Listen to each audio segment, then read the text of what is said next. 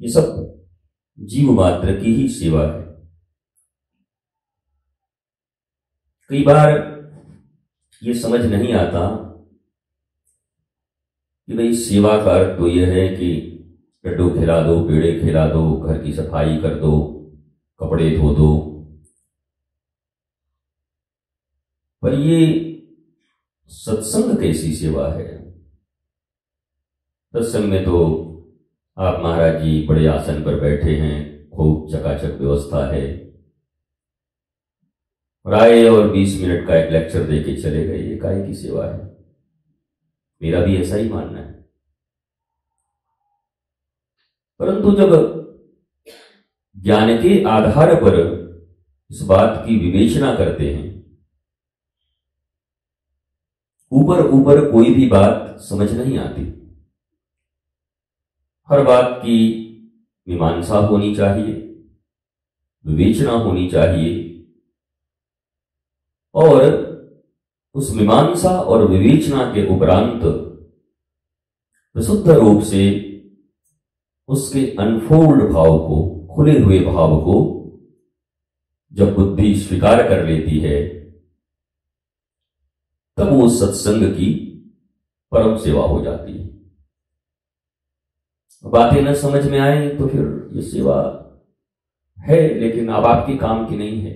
जिनको न समझ आए उनको किस काम की है बताओ? तो सेवा इस रूप से है। एक होती है भौतिक सेवा, दैहिक, दैविक, भौतिक, तापा। 3 प्रकार के ताप रामचरितमानस में भी वर्णित किए गए हैं। आदि, व्याधि, उपाधि, तो ये तीनों सेवाएं हैं। सच्चिदानंद रूपाय विशोधवत्यादि तापत्रय विनाशाय, ये तीनों ताप जो हैं, इन तीनों ताप का विनाश होता है। किससे? बोला सच्चिदानंद रूपाय। श्री कृष्ण को नमन करने मात्र से ही, श्री कृष्ण को प्रणाम करने मात्र से ही ये तीनों ताप मनुष्य के कम हो जाते हैं और धीरे धीरे समाप्त हो जाते हैं। और अगर ये ताप समाप्त हो गए तो आपसे आनंदित जीवन में कोई नहीं हो सकता। और इस धराधाम पर जितने भी जीव जंतु, मनुष्य, सब के सब निरंतर अपने सुख, सुविधा, आराम, शांति, प्रेम और आनंद के लिए ही जी रहे। जब आप शयन के लिए अपने बिस्तर पर जाते हैं, उससे पहले ये जरूर याद कर लिया करिए कि दिन भर में जितने भी लोगों से मिला, बात किया, काम किए, रोया, चिल्लाया, गुस्साया, हंसे, खाए, जल पिए, सोए, आराम किए, भागे, दौड़े, ये सब केवल और केवल मैं आनंदित जीवन के लिए कर रहा हूं। तो ये बहुत सारी बातें प्रतिदिन क्लियर होती जाएंगी। और नहीं प्रतियोगिता, आपाधापी, दौड़, कभी चिंतन का अवसर ही नहीं मिलेगा कि मैं ये सब क्यों कर रहा हूं। और फिर जब मैं ऐसे कहता हूं कि एक दिन ट्यूबलाइट बुझ जाएगी अचानक तुम्हारी, फिर भक्क से करके बुझ जाओगे। अब बुझते समय बड़ा कष्ट होता है। शास्त्र और महापुरुष कहते हैं कि मृत्यु के समय करोड़ों बिच्छुओं के दंशन के समान दर्द होता है, तकलीफ होती है। जैसे करोड़ बिच्छू एक साथ डंक मार रहे हो। तो क्या वो केवल शारीरिक पीड़ा होती होगी? उससे ज्यादा मानसिक है। शरीर में प्राण के निकलते समय जो कष्ट पीड़ा होती है वो होती है, पर सबसे ज्यादा जो पीड़ा है वो मानसिक पीड़ा होती है। यह मनुष्य जीवन मैया के गर्भ में आने के बाद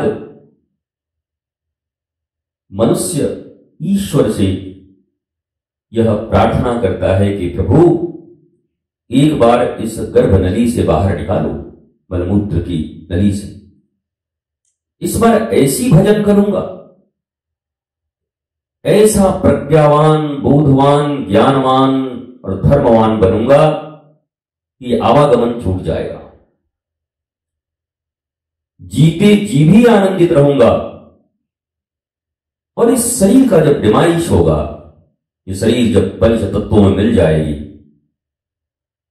तब भी मैं आह्लादित, आनंदित, जैसे कहते हैं श्री राधा कृष्ण के चरणारविंद में आनंद करेंगे। और फिर सरकार का आदेश होगा तो फिर आएंगे भक्ति के प्रचार के लिए, आनंद के लिए, नृत्य के लिए, गीत के लिए, आह्लाद के लिए, धर्म पालना के लिए।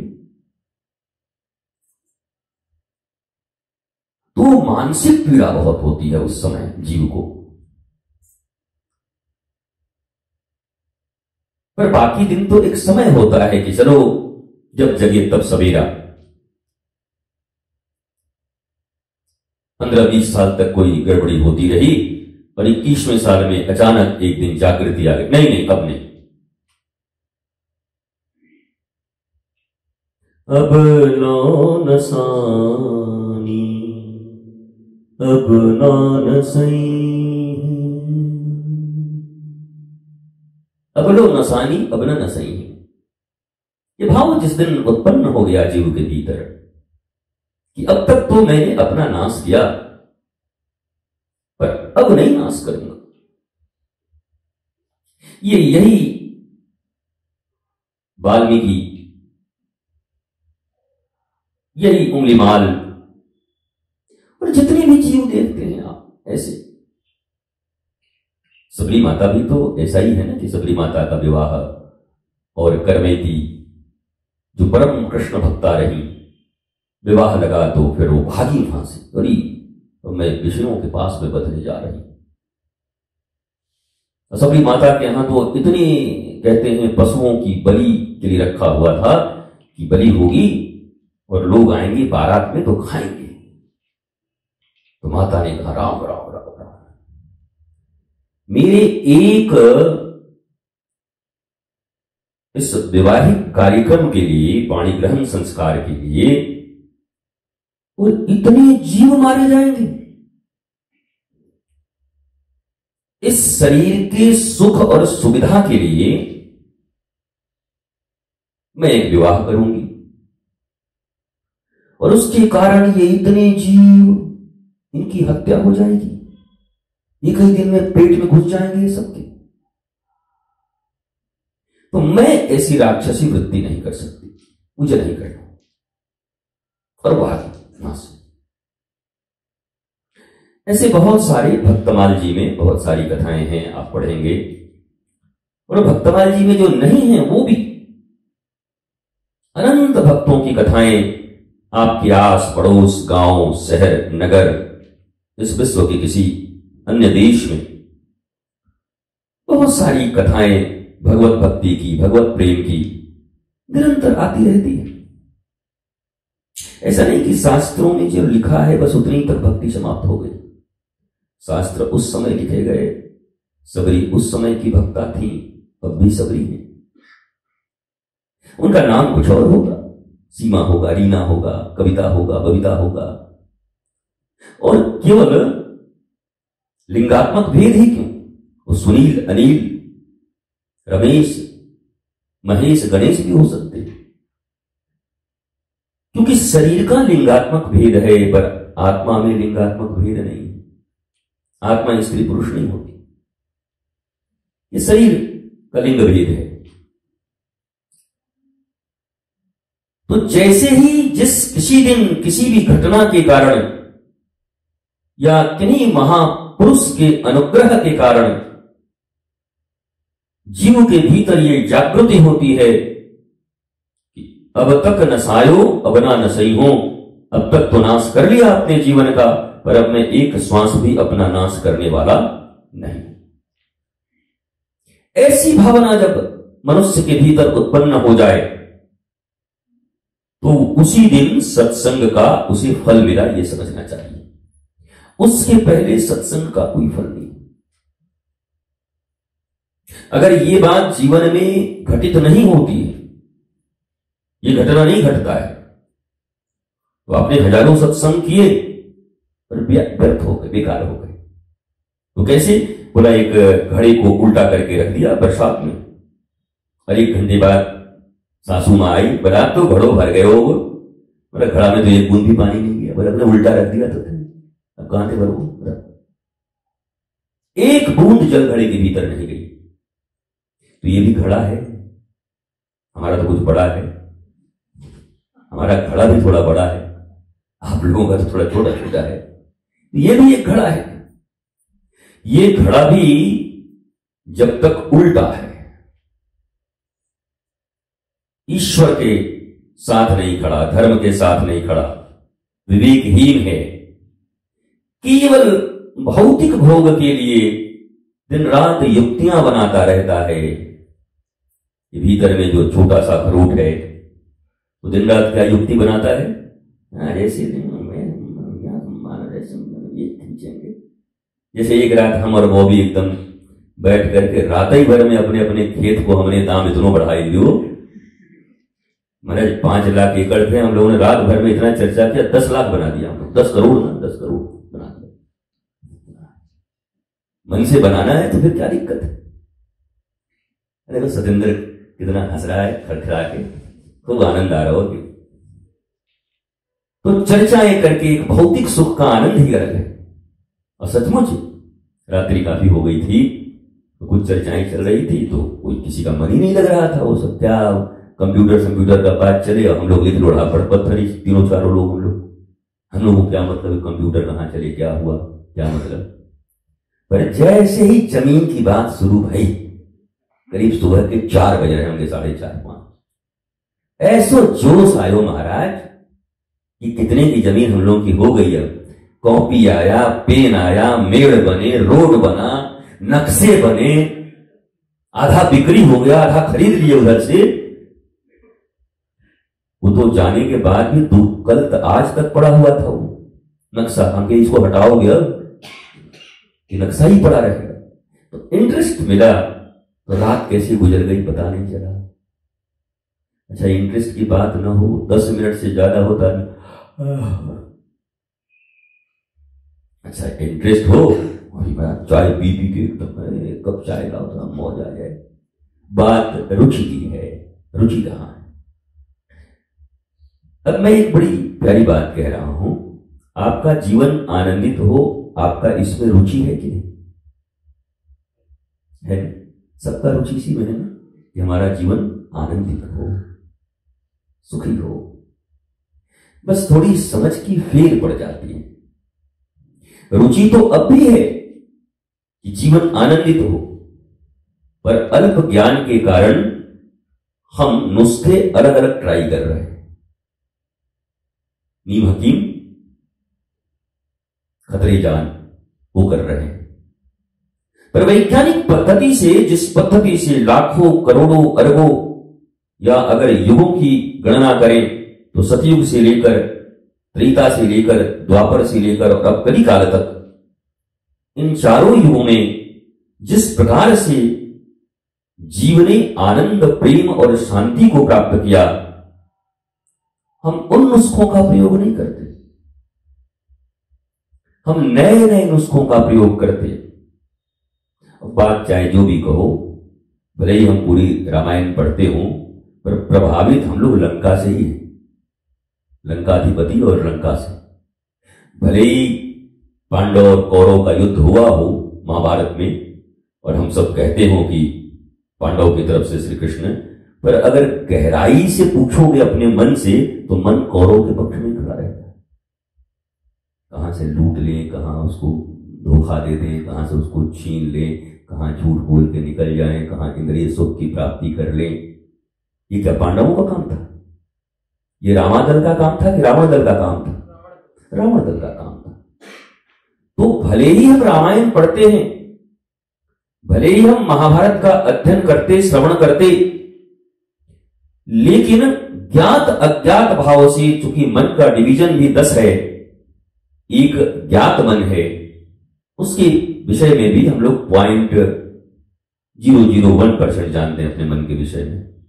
पर ऐसे 10 मन हैं हमारे पास। गोपी भले ही कहती हो कि ऊधो मन न भय 10-20, क्योंकि वो 10-20 मन गोपी का एक हो चुका है, इसलिए वो बोल रही है। यहां ऊपर से लेके नीचे तक सब एक हो चुके हैं। पर विज्ञान कहता है कॉन्शियस एंड सबकॉन्शियस माइंड। यहां बहुत सारे मन हैं। तो मन के गहरे तल तक कौरव दल के साथ हमारा नाता जुड़ा हुआ है। इंस्टेंट सुख चाहिए हमको, तुरंत। कोई कहे रोज काम करो 500 रुपए शाम को मिलेंगे, और एक आदमी कहे बस ये पुड़िया है, इसको अगले चौराहे पर पहुंचा देना, फिर 5 लाख मिलेंगे। ड्रग्स की ट्रैफिकिंग, ड्रग्स का हेर फेर आप लोग ऐसे देख रहे हैं जैसे हम ही करते हैं। आप लोग बड़े आप लोग सिनेमा नहीं देखते, आप पिक्चर नहीं देखते, न्यूज नहीं सुनते। आज वहां इतना ड्रग्स पकड़ा गया, छोटी सी कुड़िया इतनी पकड़ी गई, उसका कीमत इतना 100 करोड़। आप सब तो जानते हैं। हम कहते हैं तो हमारी तरफ ऐसे, तो आप इतना कैसे जानते हैं? जैसे तुम जानते हो वैसे हम भी जानते हैं। जिस न्यूज से तुम जानते हो उस न्यूज को हम भी सुन लेते हैं। बल्कि थोड़ा बहुत अंतर हो सकता है, तुमने एक बार ट्राई भी कहीं कर लिया हो, हमने अभी तक नहीं किया। आने वाले लोग कभी कोई ट्राई भी कर लिया हो, क्या खबर महाराज। तो वो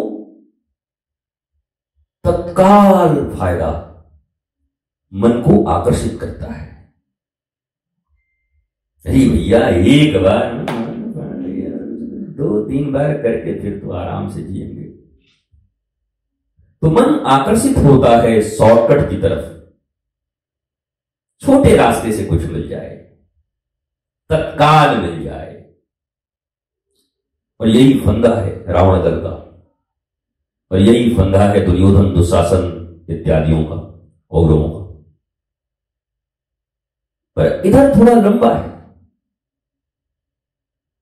भगवान राम का राज्याभिषेक होने वाला है युवराज के पद पर। सभी तैयार हैं, पूरा नगर तैयार है, गुरुजी तैयार हैं। एक कैकई और एक मंथरा, इन दोनों को छोड़कर और तीसरा कोई विरोधी वहां पर है नहीं। वो भी कैकई तो पक्ष में थी, तत्काल विरोधी हो गई थी कुछ समय के लिए। बाकी पूरा राज परिवार, जनता, एडमिनिस्ट्रेशन, सब राम का राज्याभिषेक होगा, मेरे प्रभु का राज्याभिषेक होगा। अगर बहुमत का जमाना होता तब तो राम जी के पास बहुमत थी कि नहीं? बाकी विपक्ष के पास तो ऐसा था कि विपक्ष के नेता का भी नहीं था, वो उतना भी नहीं था, एक अकेला महाराज। कई और क्या करे बताओ। लेकिन प्रभु ने क्या निर्णय लिया? 14 वर्ष जो सत्ता कल ही प्राप्त हो सकती, उसके लिए 14 वर्ष का इंतजार किया। लंबा धर्म पथ से गए, लंबा था, पर धर्म पथ का अतिक्रमण नहीं किया उन्होंने। और ये जो पांडव के 13 वर्ष के वनवास हुए, 12, 1, 13 और 14, जितना आप सब जोड़ते रहिए, देखते रहिए। वो गुप्त कितना हुआ, ये कितना हुआ, लाक्षागृह में कब गए, तब भी श्री कृष्ण थे कि नहीं थे? थे। तो पहली बार में ही अगर युद्ध हो जाती तब क्या कौरव जीत जाते क्या? उस समय भी कृष्ण जिधर थे वही जीतता, मामला उधर ही बच जाता।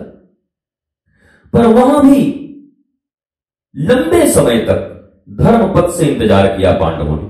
ठीक है, गलती हमने की, और भगवान ने क्यों करवाया इन लोगों को वनवास? भगवान वहीं पे खड़ा होकर के कहते कि चल अभी युद्ध कर, अभी ऐसी तैसी कर देता हूं मैं, बटखरा ला कर खत्म करूंगा। भगवान ने कहा और जुआ खेलोगे? भगवान पांडवों को भी शिक्षा दे रहे हैं। बैठ गए, मामा कह दिया शकुनी, और एकदम पासा फेंकने लगे, भांजे अब खेलो। तो भगवान धर्म के पथ पर है।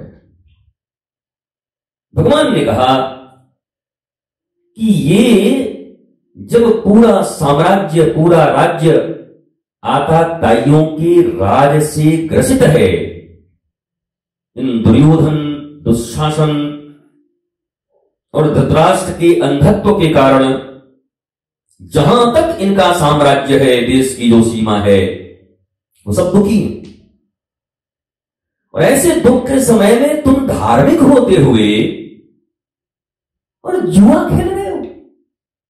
तुमको लोक कल्याण करना चाहिए, धर्म की स्थापना के लिए परिश्रम करना चाहिए, तो तुमको निमंत्रण दे दिया तो चले गए जुआ खेलने।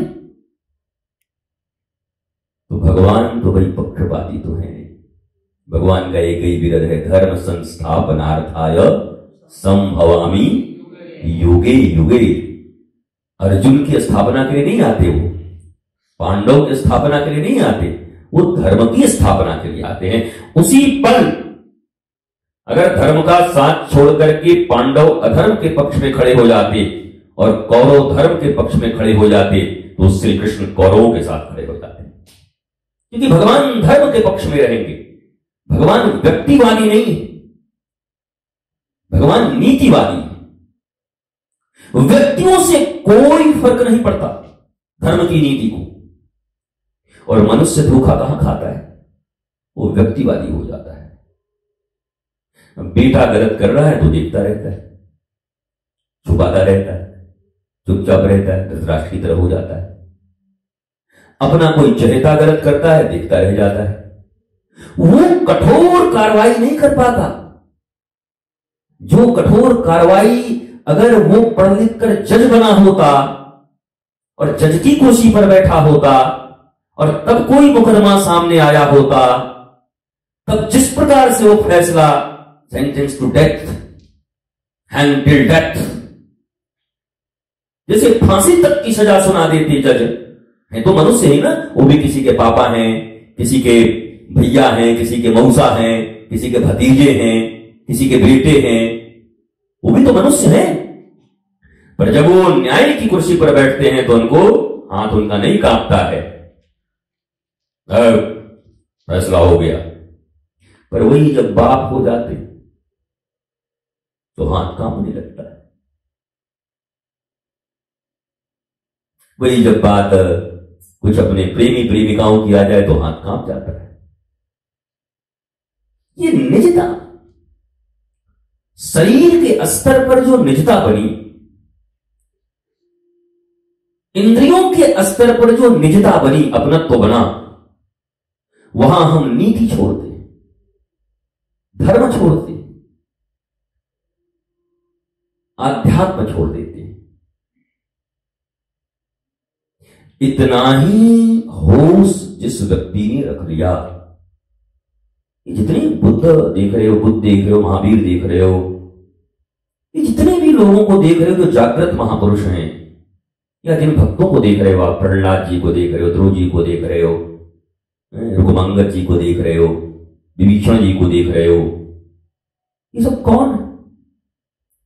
ये सब समय पर जग गए, ये जागृत पुरुष है। ये कपड़े कभी धार्मिक नहीं बना सकते तुम्हें। ये बेहोशी में मत रहना, इतनी मदहोशी में मत जीना। ये कपड़े तुम्हें धार्मिक बना देंगे। इसी कपड़े को पहन के रावण सीता जी का हरण करने गया था। अगर कपड़े पहनने से धार्मिकता आ जाती तो किसी धार्मिक का वध करने के लिए भगवान श्री राम की मनसा नहीं होती, पर वो वध करने नहीं जाते। हमने एक्सटर्नल चीजों को लिया, बाह्य चीजों को लिया, पर आंतरिक विस्मृति होती है। जिसे हम हमेशा कहते हैं कि आगे से चकाचक और पीछे सफाचक। आवरण ठीक रहा पर आचरण खराब हो गया। आवरण ठीक रहा पर आचरण बिगड़ गया तो धर्म छूट गया। और धर्म छूटने का परिणाम जो सबको मिलता है वही ईश्वरीय विधान से हमें भी मिलेगा, हमारे लिए अलग नहीं होगा। क्योंकि ईश्वर के विधान में कहीं भी कोई ग्रेस मार्क नहीं है कि चलो 5% तुम 5 नंबर तुमको ग्रेस मिल जाएगा, पास कर देंगे, ऐसा नहीं है। एकदम 32% फेल, इतना पास, सेकेंड, फर्स्ट, वहां सब फिक्स कर्मों के आधार पर। तो अपने कर्मों के प्रति अपने शुभ विचारों के द्वारा सचेत हुआ मनुष्य ही धार्मिक है, अन्यथा और धार्मिक कहलाने का कोई दूसरा उपाय नहीं है। न कहलाने का भी नहीं और होने का भी नहीं। फिर कहलाने का तो बहुत सारा उपाय है, लेकिन होने का उपाय नहीं। कहला तो बहुत लोग जाएंगे पर हो नहीं पाएंगे। तो यह बोध, यह चिंतन, यह भावना कि हमारा जीवन धर्मानुकूल हो, हमारा जीवन नीतियों के अनुरूप हो, इसी को सच्चा भक्त, सच्चा ज्ञानी, सच्चा मनुष्य, साधक, गुरु, संत, ऋषि, महर्षि, ये जितना नाम सुनते हो, ये सब केवल एक इसी गुण के कारण है, केवल एक गुण के कारण। धर्म में गहरी रुचि जग गई, मुझे धर्मयुक्त जीवन जीना है, बस आपका काम हो गया। अच्छा, धर्मयुक्त जीवन जी रहे हैं तो फिर ज्यादा ऐसे भी नहीं चलना चाहिए। हम धर्मयुक्त जीवन जी रहे हैं, अपने लिए जी रहे हैं, नहीं जिएंगे तो कूटेंगे श्री कृष्ण, कुटाई होगी। जब उन्होंने अपने लोगों को नहीं छोड़ा, भगवान ने तो सब अपने ही है ना, ये सृष्टि किससे हुई? तो सब तो उन्हीं के हैं। तो भगवान का अपना कौन है? बड़ा धर्मनीति है। वो केवल शरीर के रिश्ते को नहीं मानते, वो केवल संबंधों के रिश्तों को, संबंधों को नहीं मानते, उससे उनका कोई वास्ता नहीं। वो केवल धर्मनीति को मानते हैं। धर्मनीति अगर सत्य है जीवन में, तो श्री कृष्ण को बुलाने के लिए मैं तो सच कहूं इतनी चिरौरी भी करने की जरूरत नहीं। महाराज आओ, ठाकुर जी आओ, ठाकुर जी घर आओ, तुम आते नहीं, कभी कभी मेरे पास आ करो, मेरे जीवन में कब आओगे हे नाथ। अरे बैठो महाराज, हमको पता है तुम किस पासपोर्ट से आते हो, किस टिकट से ये दरवाजा खुलता है, खुल जा सिम सिम, हमको पता है, किस मंत्र से तुम खुलते हो। लेकिन हमारे पास पासवर्ड है, पासवर्ड नहीं है, पर फोन 10 लाख का है। वो चाहे ये 100 रुपया का फोन हो, चाहे 10 लाख का हो, अगर पासवर्ड लॉक हो गया है तो खोलने के लिए तो फिर पासवर्ड वही लगेगा, उसके बिना काम नहीं चलेगा। हालांकि ये तो साधारण चीजें हैं, चूंकि भौतिक चीजों से आप लोग समझोगे, नहीं तो एक से एक हैकर है, तोड़ देंगे महाराज, पासवर्ड तोड़ ही दे रहे। पर वहां कौन हैक करेगा? भाई तुमने बनाया मोबाइल, तुम तोड़ दोगे, हैक कर दोगे, भगवान तुमने बनाया है क्या? ये तुम भगवान के बनाए हुए। लेकिन मनुष्य को मूर्तियां बनाते बनाते एहसास हो गया कि भगवान भी उन्होंने बनाया है। भीतर से उनका मन यही हो गया है कि भगवान तो हम नहीं बनाते। वो भूल गए कि हम भगवान के द्वारा रचित हुए, हमारा निर्माण उन्होंने किया। पर धीरे धीरे क्या होता है, हमने बनाया भगवान। वो राम मंदिर में जो राम जी की मूर्ति लगी ना, वो हमने बनाया है। वो जो श्याम सुंदर के हैं वो हमने बनाया है। बड़ी बढ़िया बात है, आपने बनाया है, आपकी कला का प्रशंसा है, पर क्या आपका वो भगवान को बना दिया आपने? भगवान बनाने का भी हमें एक भ्रम हो गया है। याद रखना, मनुष्यों के द्वारा बनाए गए भगवान मनुष्यों का कितना मंगल करेंगे। तुमने ही तो बनाया है, तुम्हारी बुद्धि से बने हैं ना। वो गुणातीत है, उनका नाम अनंत है, अखंड है, असीम है, और हम सीमित हैं, हम खंड खंड हैं, हम गुणातीत है क्या हम? त्रिगुण हमारे पास है कि नहीं? सत्व, रजत, तम, इन तीनों गुणों से हम भरे हुए हैं कि नहीं? सतोगुण, रजोगुण, तमोगुण से। और वो गुणातीत है, गुण में बढ़ते नहीं, गुण है ही नहीं। गुण का मतलब ये नहीं कि कई आदमी कहा भगवान तो गुणातीत है, मतलब भगवान में कोई गुण है ही नहीं, मतलब भगवान बिना गुण के हैं तो बेकार आदमी, ऐसा नहीं। मतलब ये तीनों गुणों में वो नहीं फंसते, सतोगुण, रजोगुण, तमोगुण में वो नहीं। तो तत्व चिंतन से ही मनुष्य धर्मवान हो सकता है। ध्यान दो, भक्ति का अर्थ ही है तत्व चिंतन। नहीं कहते अरे भैया वो तो डूब जाएंगे, ऐसी लागी लगन कि मेरा हो गई मगन। और लगन और मगन, इतनी लगन मगन डूब गई इसमें, धर्मानुकूल जीवन में, और कोई उपाय नहीं है, बोध से भर गई। कोई व्यक्ति भक्ति तभी कर सकता है जब ज्ञानी हो।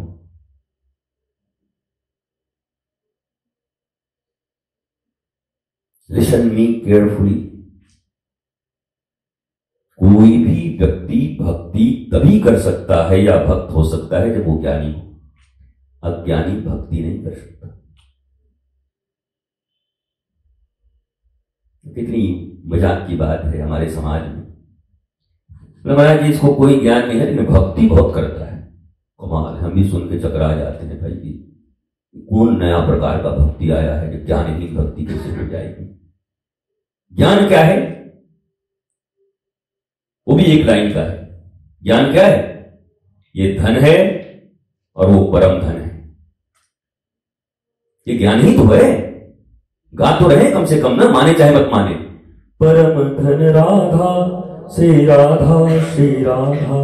अब माने चाहे ना माने, लेकिन गावे में तो कोई कमी नहीं कर रहा है, बोलना तो पड़ रहा है।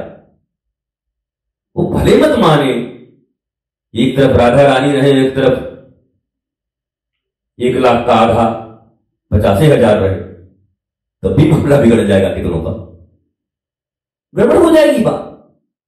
तो धन और परम धन में जिसको अंतर समझ ना आया, बोध न हुआ, वो भक्त कैसे हो सकता है?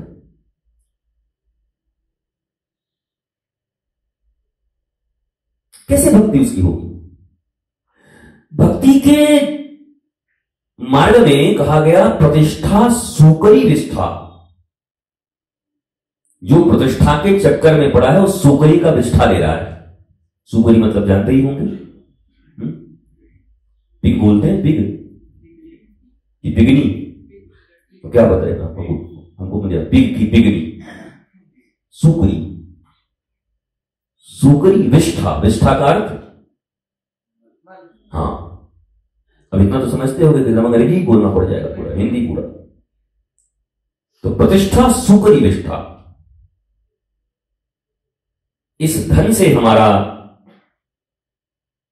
नाराजगी नहीं है, शत्रुता नहीं है, पर परम धन के बाद अगर ये धन मेरे पास रहे तो इन सारी धनों का उपयोग धर्म के लिए, प्रेम के लिए, शांति के लिए हो सकता है। पर परम धन न हो अर्थात ज्ञान न हो और धन हो तो क्या होगा? वही हुआ जो सिकंदर का हुआ, वही हुआ जो गजनी गोरी इत्यादियों का हुआ, और सब इतिहास है। वही हुआ जो आपके दादा, काका, नाना, चाचा, फूफा, बड़के फूफा खूब माल कमाए थे पर सुंगर कट के तरह से ही चले गए मुंह फाड़ के। उनका हुआ ना ऐसा। तो धन था पर परम धन का बोध नहीं था, वो धन उनको कभी भी आनंदित, आह्लादित नहीं कर सकता। नहीं कहते अरे बाप बताओ, इतना धन मेरे पास होता तो हम कितना ही कैसा मूर्ख आदमी, इतना होने के बाद भी हर हर कट कट के मर रहा है। अरे बेटा, तुमसे जो छोटा है वो तुम्हारे बारे में यही कह रहा है। ये 100 पतिया 1000 पतिया के लिए कह रहे हैं कि बताइए 1000 पति हो के भी मर रहा है ये आदमी। जो 10 पतिया है, खाली 10 का नोट जिनके पास, वो तुम्हारे लिए करेंगे, 100 होने के बाद भी इसका ही हालत है। बताओ हजार वाला लाख को बोल रहा है, लाख वाला करोड़ को बोल रहा है, करोड़ वाला अरब को बोल रहा है, सब अपने से ऊपर को बोल रहे हैं, पर अपने को नहीं देख रहे। तो नीचे वाला उनके बारे में बोलता है कि बताए हम किराए घर में रहते हैं। हाँ तो कैसा है, हम किराए के घर में है, लेकिन अगर महल है तब उससे भी सुखी हम है ज्यादा। ये कह के वो सुखी हो रहा है नहीं, वो कह के थोड़ा सुखी होने का प्रयास कर रहा है अंदर से। हालांकि वो जहां है, वो चौल में जो चाल में रहता है, वहां भी वो जलते रहता है उससे कि उसके चाल में टीवी कैसे आ गया, और हमारे पास साइकिल, उसके पास लूना कैसे पहुंच गया, टीवीएस। लेकिन ऊपर वाले को देख के कह रहे हैं इतना धन है, फिर भी इसको देख मरे बेकार आदमी, इससे बढ़िया तो हम ही कुछ नहीं, आपका भी हाय हाय चल रहा है। तो ये जो परम बोध है, जीवन में ये परम बोध हो जाए, तब बताओ भैया बोध होता कैसे? या तो उच्च संत, ऋषि, गुरु और शास्त्र की संगति करोगे, और फिर जो तात्विक प्रवचन वो करेंगे, जो तत्व ज्ञान वो आपको देंगे, उन पर चिंतन मनन करोगे और फिर आचरण वैसा बनाओगे, तो उस बोध के हकदार तुम भी हो जाओगे। धीरे धीरे बोधवान तुम भी बन जाओगे। यही तो एकमात्र उपाय है, कि दूसरा कोई उपाय बताओ है तो मुझे बताओ, कोई दूसरा उपाय है? नहीं। इसलिए सत्संग माने तत्व चिंतन। सत्संग लफाड़ों का काम नहीं है। 10 लफाड़े झूठे और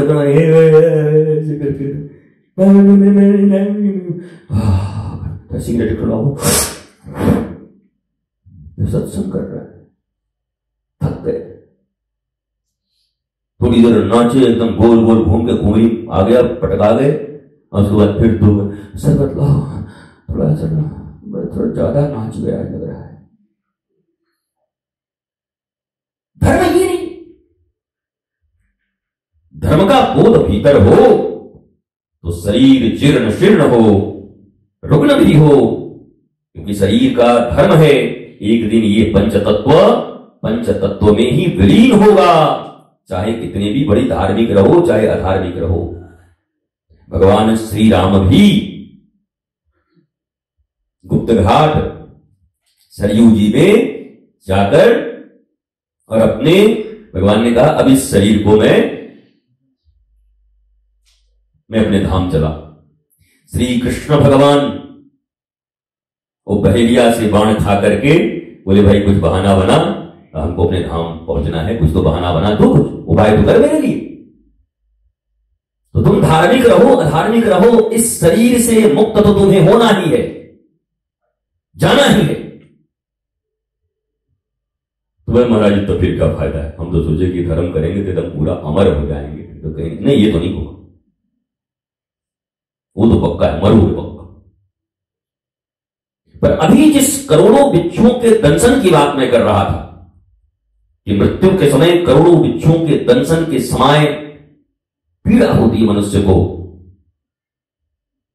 तो ध्रुव को जब मृत्यु लेने के लिए आई तो ध्रुव कैसे करके आई थी? महाराज मुझे कर तू कौन है? महाराज जो मृत्यु बोलते हैं, आपकी आज्ञा हो, आपकी कृपा हो तो आप मतलब शरीर का एक समय जैसा आप कहें। अच्छा ठीक है चल कोई बात। बोले कैसा हुआ? बिल्ली हो या बाघ, शेरनी अपने छोटे छोटे शावकों को, बच्चों को जब पकड़ती तो दांते से तो पकड़ती है, ऐसे पकड़ के कहां से कहां तक ले जाती है। शेरनी के दांत में अपना बच्चा आवे तो दांत से भी खरोच नहीं आती, बल्कि गुदगुदी होती है बच्चों को, मम्मी प्रेम करती हो दांत से भी। पर वही दांत से अगर वो पकड़ ले किसी को,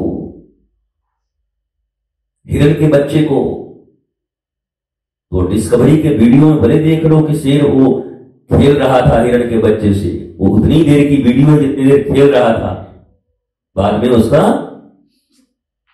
क्या बना दिया वो? हाँ, वो ब्रेड के बीच में क्या लगता है, वो क्या बोलते हैं उसको, सैंडविच। नाश्ता कर गया। फिर ऐसे दिखाते हैं कि देखो बच्चे सबको प्यारे होते हैं, आखिर बाघ भी बच्चे के प्रेम में पड़ा। हम भी जरा 1 सेकंड और ज्यादा दिखा दो। वीडियो तुम रिकॉर्ड किए होगे तो इतने थोड़ी किए होगे, इतनी देर का, उतनी देर तक वो खेला, उसके साथ खेला क्या, ऐसे ऐसे नाखून नाखून मारा और गपक कर गया। तो फिर तो वो तो आपको भी करने आता है कि नहीं, आप लोगों को रील बनाने। जिसको नहीं रखना है उसको काट नहीं देते। 80 सेकंड का है रील, और 70 से 80 में जिसको नहीं लाना है उसको काट देते। वो तो बीच में भी है, बीच में से उड़ा सकते हैं। हमारे यहां तो सब जानते हैं लोग कि किसको उड़ाना है, किसको रखना है। अब उड़ा देते, तो वो भी उड़ा देते। तो कहने का अर्थ है एक मृत्यु जब शेरनी किसी को पकड़ती है तो चीर फाड़ डालती है, एक बिल्ली चूहे को पकड़ के फाड़ डालती है, और उसी दांत से बच्चे को पकड़ के कहीं और ले जाती है। मृत्यु तो सबकी आएगी, पर जब बोधवंत ज्ञानवंत लोगों की आएगी तो ऐसे ही जैसे दांत से पकड़ के मैया ले जाती है, मुस्कुराते हुए राधा कृष्ण के चरण में ले जाएगी और दूसरे को फाड़ देगी पूरी बात। चूहे की तरफ फट जाओगे अंतिम में।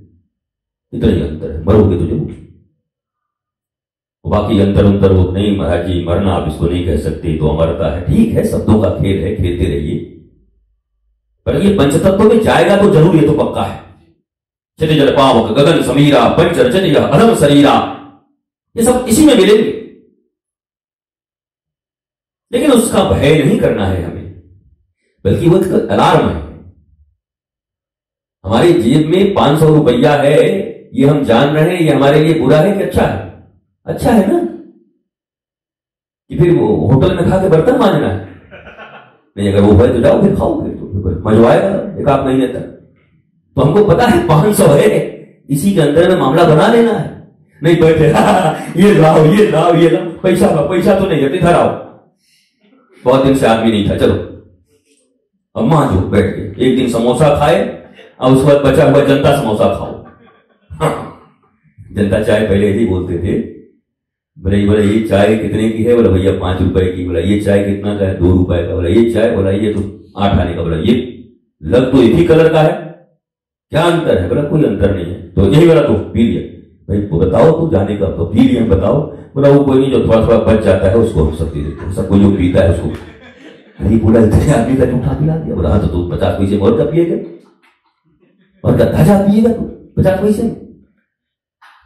तो मांग तो वही है, सब वही है, सब पता है। बस बोधवंत व्यक्ति को अभाव हो ही नहीं सकता। जिसके पास बोध है उसके पास कभी अभाव नहीं होता, बल्कि उसके पास राधा और कृष्ण का भाव भरा होता है। या तो अभाव या भाव, इतने अंतर है। जिसको बोध है, ज्ञान है, वो भाव में जीता है। जिसको बोध नहीं है, ज्ञान नहीं है, वो अभाव में जीता है।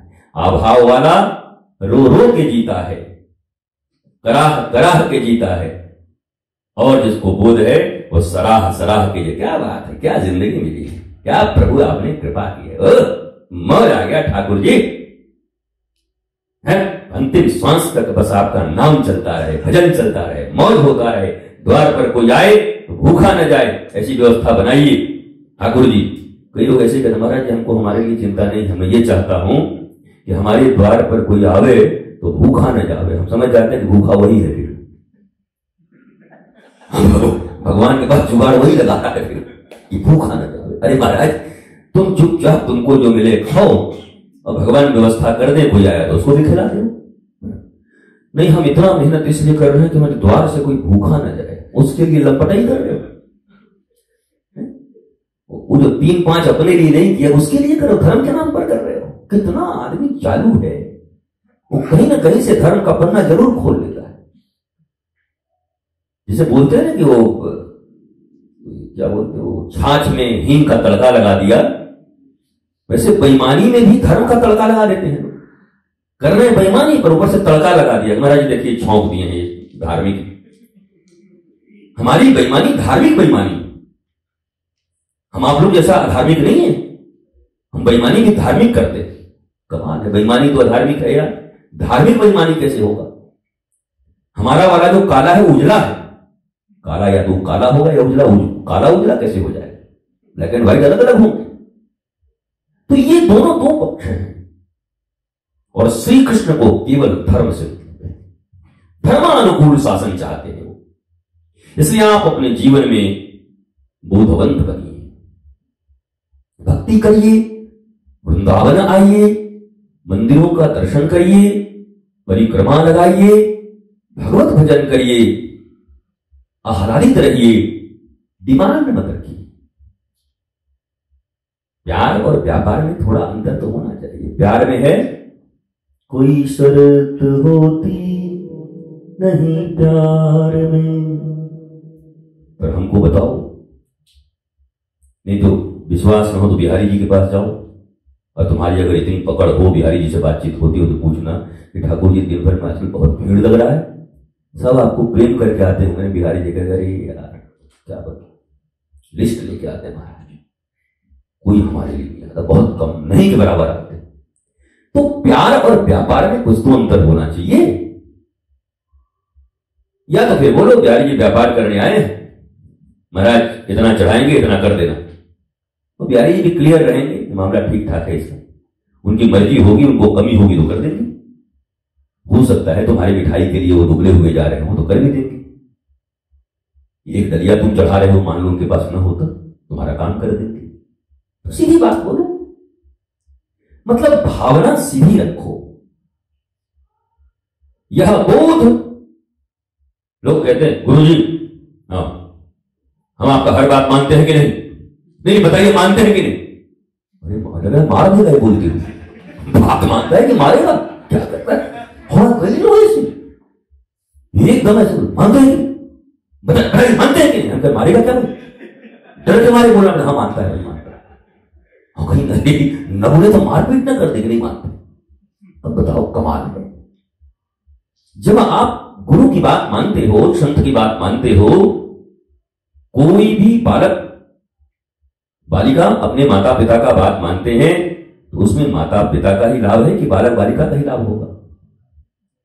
कोई माता पिता अपने बच्चों के लिए बुरा सोचता है, बुरा करता है, तो बच्चे को अगर ये बोध बचपन से हो जाए कि माता पिता की बात सुननी, माता पिता के ऊपर एहसान करना नहीं है, बल्कि माता पिता का बात सुनना, माता पिता का मेरे ऊपर एहसान है कि मुझे वो इतनी प्यारी बातें कहते हैं और मुझे इंसान बनाना चाहते हैं, तो कितनी बात बदल जाएगी जीवन की। पर वहां भी एहसान, यहां भी एहसान।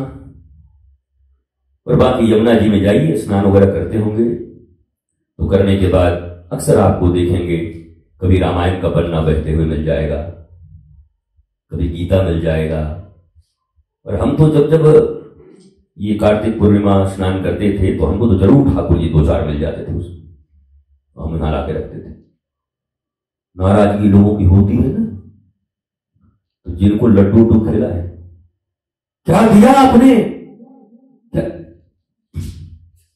यमुना जी में ठाकुर जी कहेंगे बहुत बढ़िया भैया, ये गंदी नाली से निकल करके अपनी यमुना जी के पास हम आ गए। ऐसे लोगों के पास ठाकुर जी भी शायद रहना चाहते हैं, बंधक बन के रहते हैं, केवल कामनाओं के वशीभूत होकर के ठाकुर को बंधक बना के जो रखता होगा, ठाकुर को चैन कहां मिलती होगी। तो भी यमुना जी से मिलकर प्रसन्न हो जाते हैं, चलो भैया आ गए यमुना जी के पास, आनंद आ गया। सारा खेल बोध का है, समझ का है। समझ समझ के समझ को समझे, समझ समझना भी एक समझ है, और समझ समझ को समझ न समझे, मेरी समझ में वो ना समझ है। इसलिए समझना ही सत्संग है। बैठे तो चिंतन करें, एक एक शब्द सुने, शब्दों को जोड़ें, न आए तो फिर आपसी चर्चा करें, न आए तो गुरुदेव के सुविधा अनुसार उनसे निवेदन करें कि प्रभु कल वाली बात में ये वाली थोड़ी उलझ गई, मामला बन नहीं रहा, कृपा करें, तो बात बन जाए। तात्विक प्रवचन, तात्विक सत्संग और तात्विक धर्म के मार्ग पर जब चलोगे, आनंद तुमसे दूर नहीं जा सकता, अभाव तुम्हारे जीवन में नहीं आ सकता, आह्लाद तुम्हारे पीछे पीछे दासी की भांति घूमेगी। ये सब तुम्हें फॉलो करेंगे, तुम्हें सिर्फ एक को फॉलो करना है, ज्ञान को, समझ को, तत्व को। बाकी के पीछे तुम्हें नहीं जाना है। हम सबके पीछे जाते हैं पर इस एक के पीछे नहीं जाते, और न ये एक मिलता है, और वो सब तो दगाबाज हैं, मिलने वाले नहीं। तो इस एक के पीछे जाते ही वो सारी चीजें आपके साथ आ जाती हैं। यश भी होगा, मान भी होगा, प्रतिष्ठा भी होगा, सब मिलेगा। महाराज, भक्त को क्या नहीं मिलता? बताओ, जिन लोगों ने भक्ति की आज तक उनका नाम याद कर रहे हैं। अरे मीरा रानी, अरे तुलसी बाबा, अरे सूरदास बाबा। भक्त को आज भी प्रतिष्ठा मिल रही है। बोले के बोले, झोले के झोले, कितनी जय जयकार है, पर क्या उन्होंने प्रतिष्ठा के लिए भक्ति की थी? बोलो। तुलसी बाबा ने पैसे के लिए भक्ति की थी, मकान बनवाने के लिए किया था, दुकान बनवाने के लिए किया था? बोलो। मीरा ने किया था, सबरी ने किया था? नहीं। पर ये तो जगदीश के समकक्ष हो गए। भक्ति भक्त भगवंत गुरु चतुर नाम बपु एक, इनके पद बंधन किए ना सही बिगड़ारे। भगवत सारूप्य, सालोक्य, सामीप्य सब प्राप्त हो गया उनको, उन्हीं के समकक्ष आ गए। इसलिए आपसे भी यही निवेदन है, और आप भी जो सुन रहे हैं, जिस पे भी चल रहा होगा, तो आप सब भी निश्चित तौर पर इस तत्व को ग्रहण करने का प्रयास करिए, तात्विक रूप से। अब तो बड़ी सुविधा, पहले इतनी सुविधा नहीं थी। प्रवचन छूट जाता अगर, तो फिर गुरुजी से ही पूछना पड़ता, तो महाराज अपने हाथ में फिर लगाया, रात को फिर से क्या बोले थे। पुराने शिष्यों को सोचो, बेचारों को एक बार कुछ छूट गया तो फिर बड़ा मुश्किल है। पर अब तो आपके पास उपाय ही उपाय है। यह भी वरदान बन जाए तत्व चिंतन में, धर्म यात्रा में अगर बनाना चाहे तब, नहीं तो रावण बन जाए। हालांकि बना ही हुआ है, रावण ही तो है फिलहाल। ये गैजेट्स रावण बन गए, जबकि ये राम स्वरूप हो सकते हैं, भक्त स्वरूप हो सकते हैं। इनसे अच्छा साथी कोई नहीं मिलेगा। इनको लगा करके बढ़िया से प्रवचन सुन करके तत्व चिंतन करते हुए आगे बढ़ गए। किससे पूछने जाए, किसी को खांसी आ जाए, किसी को जुकाम हो जाए, किसी का पेट न भरा हो गए, अभी हम नहीं बताएंगे भाई, ये कुछ नहीं बोलेगा। हाँ, चार्ज जरूर मांगेगा, चार्ज ना होगा तो फिर मुश्किल हो जाएगी, थोड़ा चार्ज कर देना पड़ेगा बैटरी को। स्वस्थ रहिए, मस्त रहिए, आनंदित रहिए, और इसी दिव्य ज्ञान की प्राप्ति के हेतु भारतवर्ष की पवित्र भूमि पर सनातन विश्वविद्यालय का निर्माण और सनातन गुरुकुलम का निर्माण होने जा रहा है। और यह निर्माण इन्हीं सब तात्विक विषयों पर होगा। तत्व चिंतन, तत्व तो पढ़े होंगे ना केमिस्ट्री में, फिजिक्स में। तत्व का अर्थ जानते हैं? चलिए, जो कोई बात नहीं, जो जानते हैं उनको समझें। असली तत्व ये है जो अभी चर्चा हो रही है।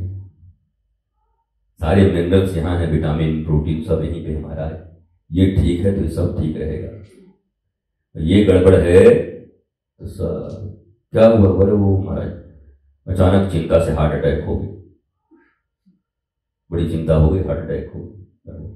पर जो आदमी तत्व में है उसको हार्ट अटैक क्यों होगा? हार्ट अटैक करेगा उस पर, वो हार्ट पे अटैक करके बैठा हुआ है कि कुछ और ना आ जाए। तत्व चिंतक तो हार्ट पे ही अटैक करके बैठा हुआ है। अरे हार्ट ठीक ठाक रहो, बताओ हार्ट हमारे ऊपर अटैक कर दे रहा है, मामला खत्म। तो सब उल्टा हो रहा है तत्व चिंतन के अभाव में। आइए सत्संग की धारा को बदलें। सत्संग का अर्थ ऐसे ही धीर गंभीर भाव प्रवण होकर बैठे।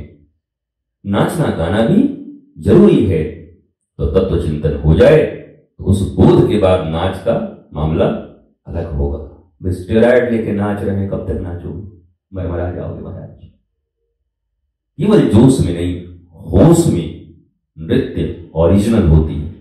और जोश का नृत्य टाइम के अनुसार आता जाता रहता है।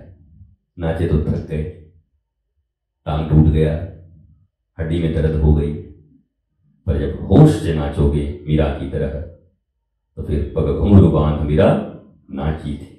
महाराज घुंघरू टूट गए पर मीरा कभी नहीं था कि ये बोध के कारण हुआ है। बोधवंत बनिए, ज्ञानवंत बनिए और ज्ञान के आधार पर ही भक्ति। यद्यपि अंतिम बात, जिन लोगों ने भक्ति का चुनाव किया है वो ज्ञानी है, इसीलिए चुनाव किया है। इतने ज्ञानी तो हैं कि भगवान की भक्ति करने से सब मिलेगा, इतना ज्ञान तो उनको आ गया। ये तो कितने तो अभी भी चमचा ही करने में दूसरे के लगे हुए। कम से कम चमचा भी बना तो भगवान का बना है, भगवान का चमचा तो बना ना। इतना ज्ञान हो गया कि यहां से मिलेगा, वो ठीक आदमी है। बाकी तो अभी कितने वहां तक पहुंचे ही नहीं है, वो सोचे डंसेना ही सब दे देगा, इसीलिए चमचाई में लगे हुए। तो इतना बोध तो है कि भगवान की भक्ति से सब होता है। बस ये बोध और हो जाए कि भगवान से हमें मन के अनुसार नहीं मांगना है, बल्कि भगवान को कहना है तत्व चिंतन करके कि प्रभु जो मेरे लिए योग्य हो, जो मेरे लिए शुभ हो, वो सब शुभ मुझे आप प्रदान कर देना, अशुभता का हरण कर लेना। यही ज्ञान युक्त भक्ति है। नमः पार्वती पतये। हर हर हर महादेव शंभो। जय जय श्री राधे, जय जय श्री राधे, जय जय श्री राधे श्याम।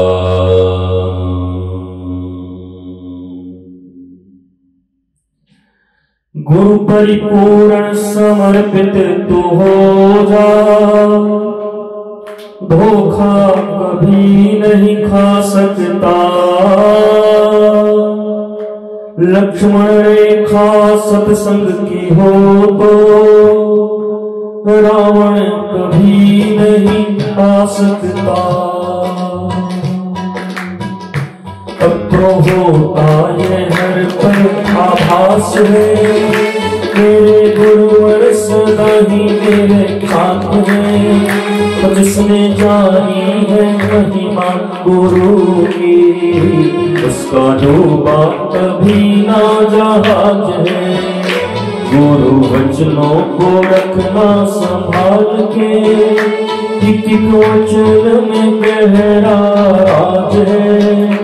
जिसने जानी है महिमा गुरु की, उसका डूबा कभी ना जहाज है, उसका डूबा कभी ना जहाज है, उसका डूबा कभी ना जहाज है।